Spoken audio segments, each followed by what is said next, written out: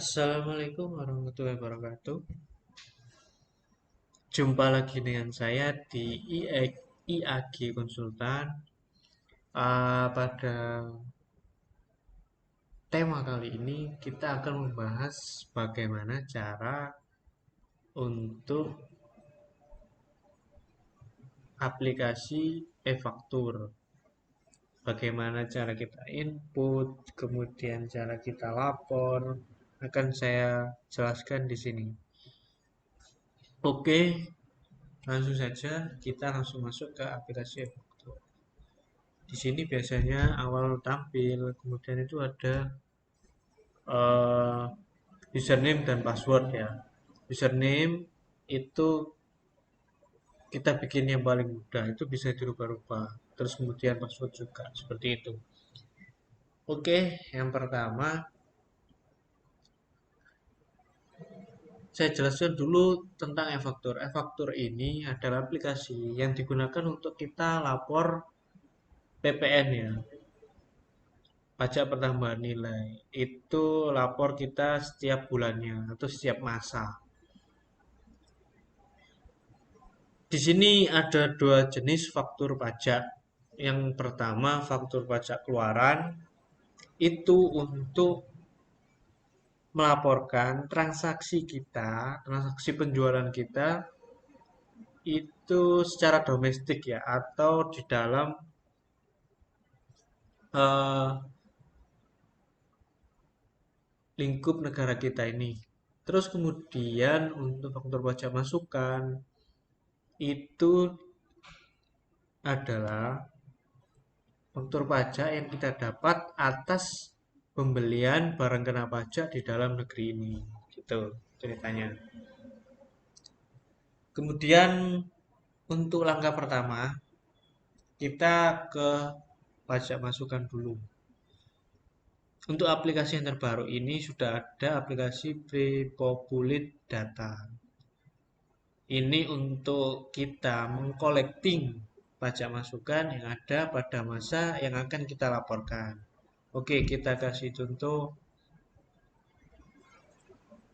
Nah, kita klik Pre-Populate, kemudian faktur pajak masukan. Nah, di sini kita isikan masa. Misalkan kita akan melaporkan masa Januari.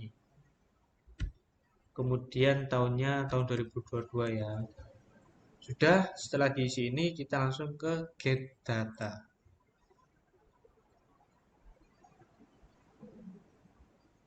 Nah, setelah ini kita harus isi captcha-nya. Nah, untuk passwordnya kita pakai password dari akun PKB kita. Itu biasanya kalau setelah kita aktivasi akun PKB itu akan diberikan password yang bisa dikirim ke email kita. Itu kita pakai ini.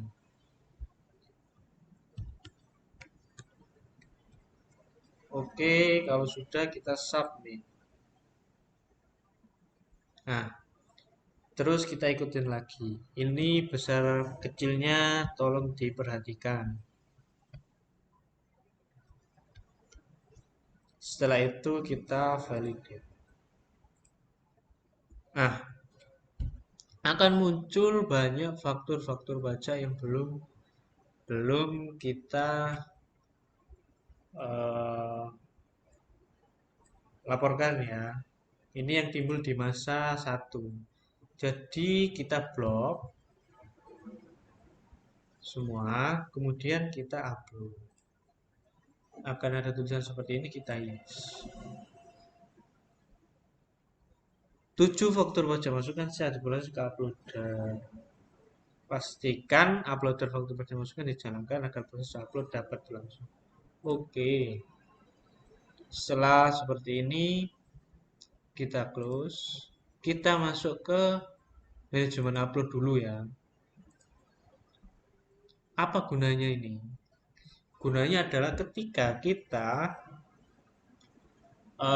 akan mengupload sebuah faktur, faktur pajak keluaran atau faktur pajak masukan, itu dia otomatis ke-upload karena uploadernya sudah aktif. Ketika belum aktif, maka kita klik Start Uploader. Nah, sampai ada uploader berjalan. Klik OK. Oke, untuk pre-populate data tadi yang sudah kita upload via pre-populate, kita cek di sini. Faktur pajak, kita cek di pajak masukan. Terus kemudian administrasi faktur. Di sini kita filter. Oke, setelah kita filter, kita akan keluar masa. Masa ini kita isi 01. Kemudian kita klik End. Kemudian kita klik tahun, anggap saja 2022 ya. Kemudian klik End. Klik simpan. Nah, otomatis yang tadi kita upload itu otomatis masuk di sini. Kemudian kita akan lihat statusnya. Karena kita tadi sudah jalankan uploader, maka otomatis dia approval sukses. Kita nggak perlu lagi upload faktur ya, karena ini sudah otomatis. Oke, itu untuk pajak masukan. Kemudian sekarang kita ke pajak keluaran. Kita klik faktur, kita ke pajak keluaran. Oke, kita filter. Masa di sini harus sama dengan pajak masukan yang tadi ya, berarti masa 1 tahun 2022 N. Kita simpan. Oke, seperti ini. Anggap aja kita ada transaksi penjualan di bulan 1 tahun 2022. Kita klik rekam faktur. Di sini di detail transaksi ini ada 9 poin. Atau lebih tepatnya 8 ya, karena nomor 5-nya nggak ada. Ini untuk mengklasifikasikan transaksi penjualan kita. Untuk penjelasannya seperti ini. Untuk kode 01 ini digunakan untuk penyerahan barang kena pajak atau jasa kena pajak yang terutang PPN. Untuk PKP itu segala bentuk penyerahan itu dikenakan PPN ya. Baik itu jasa maupun barang kena pajak. Untuk normalnya kita gunakan kode 01 untuk penjualan kita. Kemudian kode 02 digunakan untuk penyerahan BKP atau JKP kepada pemungut PPN. Jadi ketika kita ada transaksi kepada bendahara negara, misalkan kita ada jual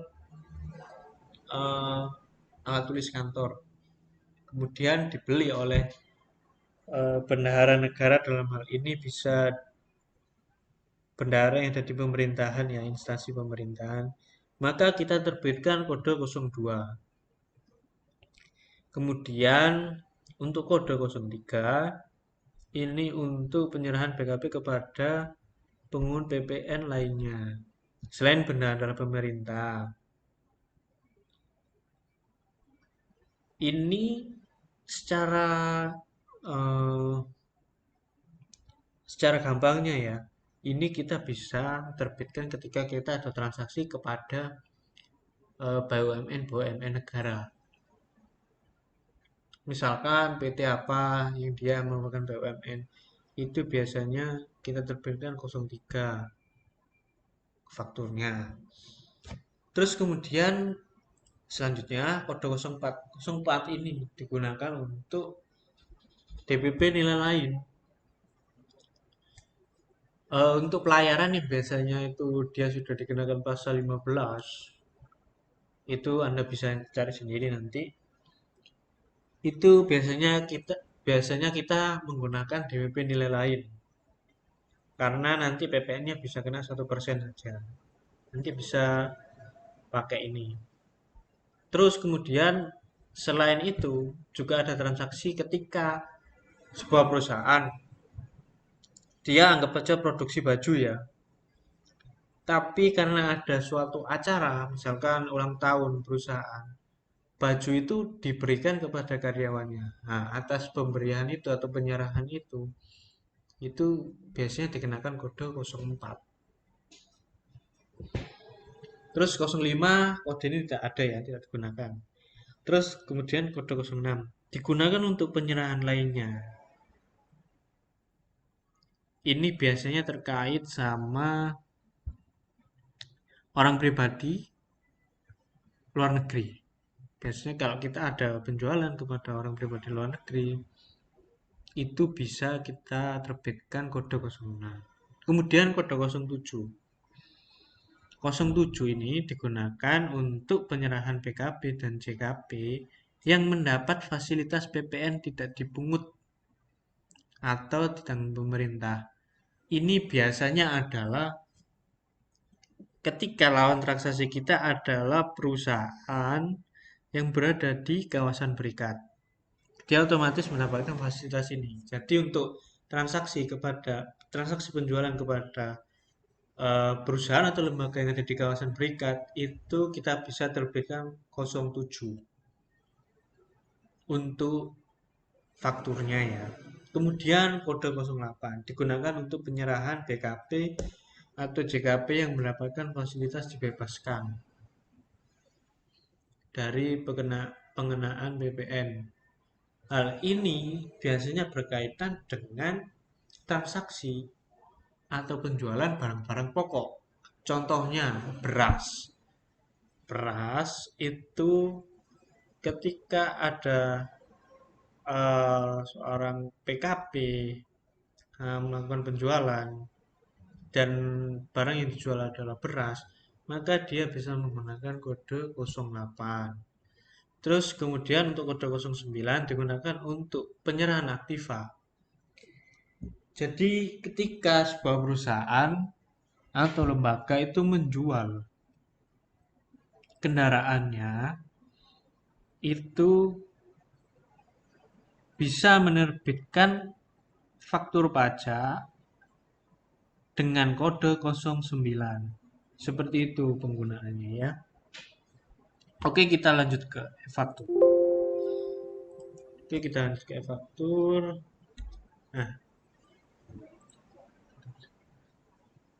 ini anggap saja contoh satu ya. Kita harus menyesuaikan semua transaksi ini. Misalkan kita akan jualan ini, kemudian faktur pajak. Jenis faktur pajak ini ada dua. Yang satu faktur pajak biasa yang akan kita buat dan faktur pajak pengganti.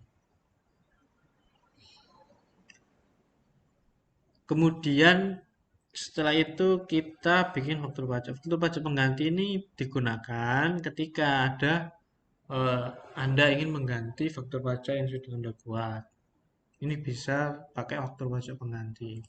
Oke, kita coba transaksi satu dulu. Tanggal ini harus sesuai dengan invoice ya. Misalkan tanggal 1 bulan 1 2022. Tanggal 1 Januari 2022. Dia otomatis akan ke masa 1. Kemudian nomor seri faktur pajak akan otomatis 010 karena kita pakai eh, ini. Data transaksinya adalah nomor 1. Terus kemudian selanjutnya adalah lanjutkan. Di sini kita bisa cari lahan transaksi kita ya. Ini bisa berdasarkan NPWP ataupun berdasarkan nama. Misalkan nama ya, kita cari. Nah, nanti akan keluar seperti ini. Nanti coba kita klik ya, yang akan keluar nama perusahaan, lawan transaksi kita dan alamatnya. Terus selanjutnya kita lanjutkan. Di sini itu ada kolom rekam transaksi, ubah transaksi, dan hapus.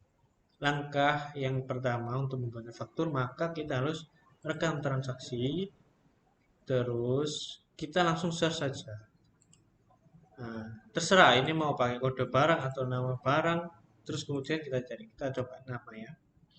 Terus sebenarnya kan ada barang satu, harga satuannya 95.000. Terus kemudian untuk harga satuan ini bisa dirubah ya, misalkan dibuat 20.000 bisa. Terus jumlah barangnya berapa? Nanti akan keluar harga total. Di sini adalah dasar pengenaiannya adalah harga satuannya. Terus kemudian kena PPN 2000 kita simpan. Ada tulisan, apakah Anda ingin mendefinisikan dalil transaksi baru? Kita Kalau Anda mau menambah transaksi lagi, bisa klik yes, atau jika tidak, bisa klik no. Nah, otomatis dia akan keluar di sini, detail transaksinya. Terus kemudian tinggal klik simpan. Apakah dokumen faktur berhasil disimpan atau yang membuat faktur pajak baru? Kita klik yes ya. Oke. Sekarang kita ambil contoh DPP nilai lain. Ini tetap seperti ini ya. Misalkan ini tanggal 22/01/2022. Tetap 01 masanya otomatis ya. Nah, nomor seri fakturnya ini otomatis akan berubah 04 karena kita DPP nilai lain. Untuk eh, urutannya tetap dia akan mengikuti ya. Terus kemudian lanjutkan. Seperti tadi langkahnya kita cari, kemudian kita cari lawan transaksinya. Kalau sudah kita lanjut, kemudian rekam transaksi. Nah, nama barangnya apa kita cari.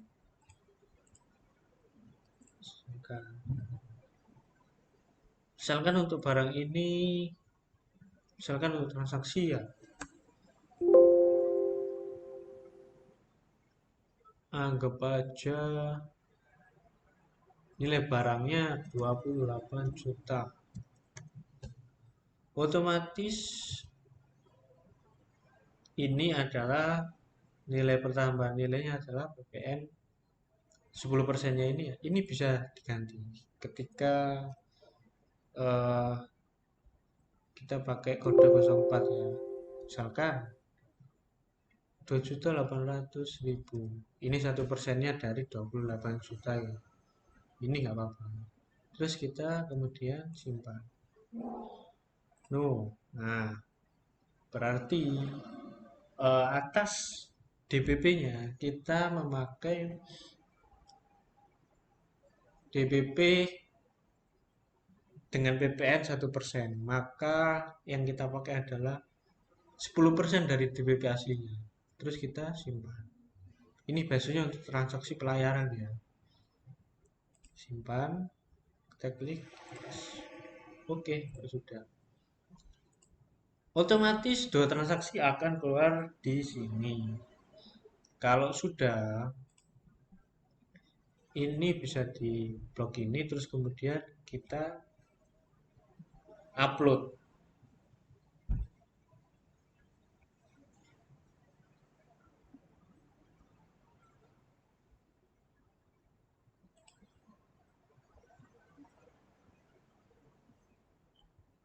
Ketika Anda mengupload, pastikan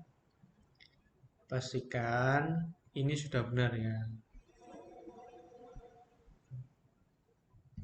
Seperti itu. Tapi kalau jika Anda ingin mengubah selama belum diupload ini bisa. Ketika nanti sudah diupload, itu akan berlaku faktur wajib pengganti. Seperti itu tadi ya. Jadi untuk faktur pajak yang lama akan nanti digantikan. Terus kemudian oke kita close. Setelah diupload nanti di sini ada keterangan approval sukses. Oke, coba kita close. Kemudian selain penjualan dalam negeri, juga ada penjualan luar negeri. Itu menggunakan dokumen lain. Terus kemudian kita klik dokumen lain pajak keluar.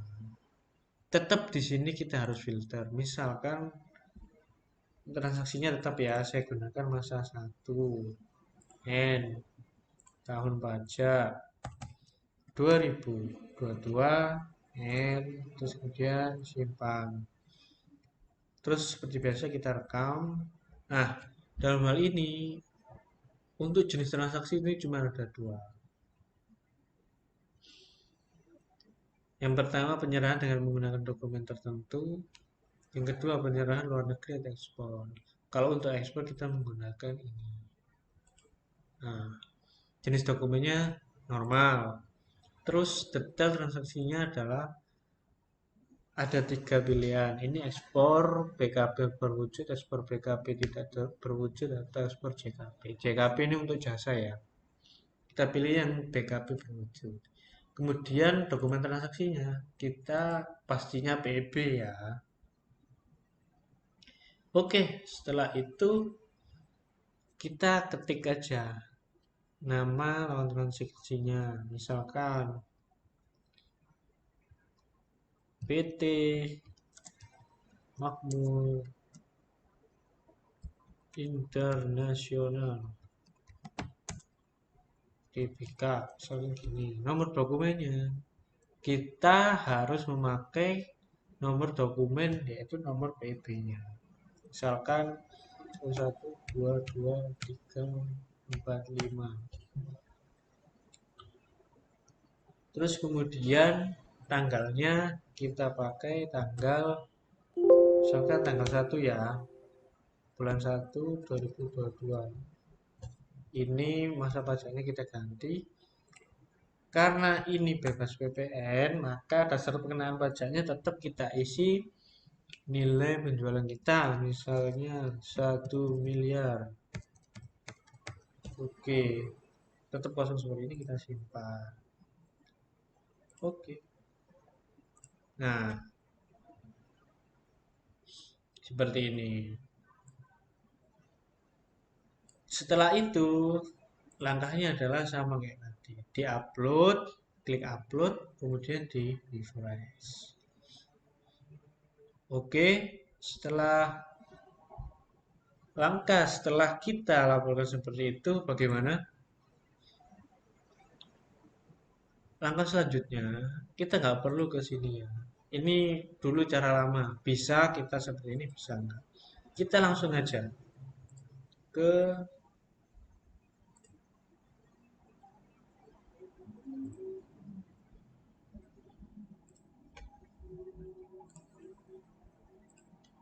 kita langsung ketik ke e-faktur web.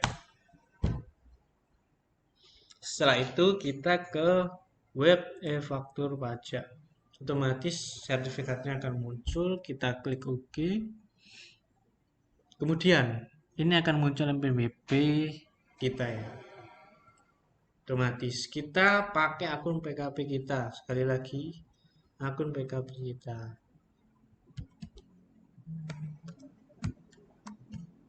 Kemudian login. Otomatis akan muncul seperti ini. Terus kemudian langsung ke administrasi SPT, kemudian ke monitoring SPT. Yang tadi kita laporkan adalah tahun pajak 2022, maka kita klik tampilkan. Oke.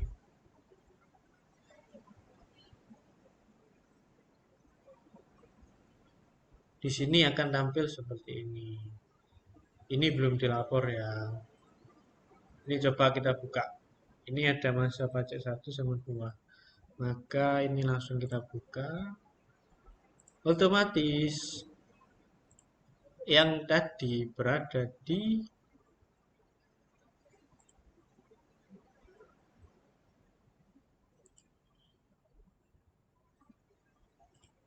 otomatis yang berada di mana e-faktur desktop itu otomatis dia akan eh, masuk ke sini ya. Ini saya hapus dulu untuk yang administrasi faktur, monitoring faktur, tampilkan dua-dua kita hapus dulu. Oke, kita hapus dulu. Oke, kosong seperti ini kita langsung lanjut ke posting SPT. Nah, ini kita pilih. Tadi kita akan melaporkan pasal pajak satu, terus kemudian submit. Proses posting sudah masuk ke dalam antrian, silahkan tunggu. Kita klik OK. Setelah dia masuk seperti ini, kita buka. Terus kemudian kita cek satu-satu. Nah, yang tadi penyerahan untuk pajak masukannya otomatis dia masuk sini. Kita cek satu-satu. Nah, pajak masukannya apakah sudah sesuai? Kalau sudah sesuai, kita klik centang, kita submit. Ini nanti diminta untuk mengambil file sertifikat. Pastikan file sertifikat Anda itu tersimpan. Seperti itu. Misalkan ini ini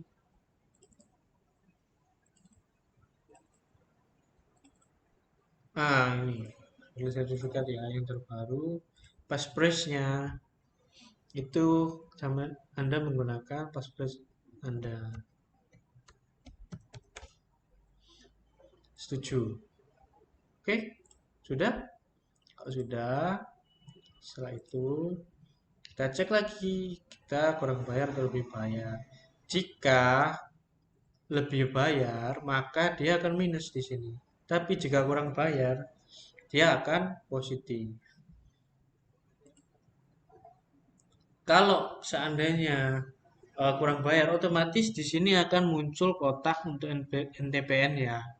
Nah, sebelum Anda laporkan, Anda harus bayar dulu. Nanti untuk pembayarannya, saya akan lanjut ke untuk tutorial berikutnya ya. Untuk pembayaran pajak menggunakan ID billing.